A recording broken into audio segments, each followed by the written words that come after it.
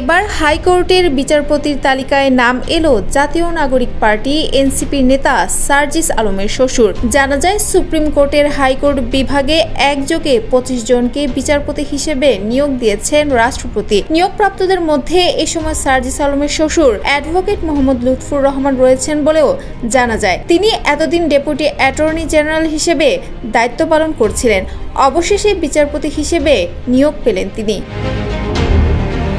সোমবার রাষ্ট্রপতির আদেশক্রমে আইন, বিচার ও সংসদ বিষয়ক মন্ত্রণালয়ের আইন ও বিচার বিভাগ এ সংক্রান্ত একটি প্রজ্ঞাপন জারি করেছে। ওই প্রজ্ঞাপনে বলা হয়েছে, গণপ্রজাতন্ত্রী বাংলাদেশের মহামান্য রাষ্ট্রপতি গণপ্রজাতন্ত্রী বাংলাদেশের সংবিধানের অনুচ্ছেদ অনুসারে বাংলাদেশের প্রধান বিচারপতির সঙ্গে পরামর্শক্রমে সংবিধানের 18 অনুচ্ছেদ মোতাবেক 25 জন ব্যক্তিকে RICL TMX যুগের পর যুগ স্থাপনা থাকে মজবুত।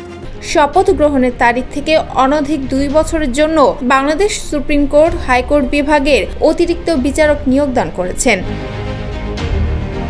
নতুনভাবে নিয়োগপ্রাপ্তদের মধ্যে রয়েছেন আইন ও বিচার বিভাগের সচিব, অতিরিক্ত সচিব, যুগ্ম সচিব, সুপ্রিম কোর্টের registrar general, Bangladesh judicial service কমিশনের সচিব, 7 জন ডেপুটি অ্যাটর্নি জেনারেল এবং সুপ্রিম কোর্টের 9 জন আইনজীবী।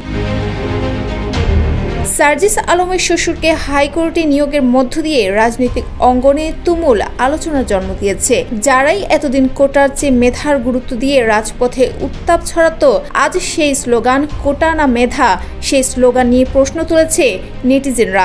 তাদের মতে, উপদেষ্টা পদে থাকার সুবাদেই এই সুযোগ পেয়েছেন কোটা সংস্কার আন্দোলনের অন্যতম এই সমন্বয়ক ও নেতা সার্জিস আলমের শ্বশুর লুৎফর রহমান।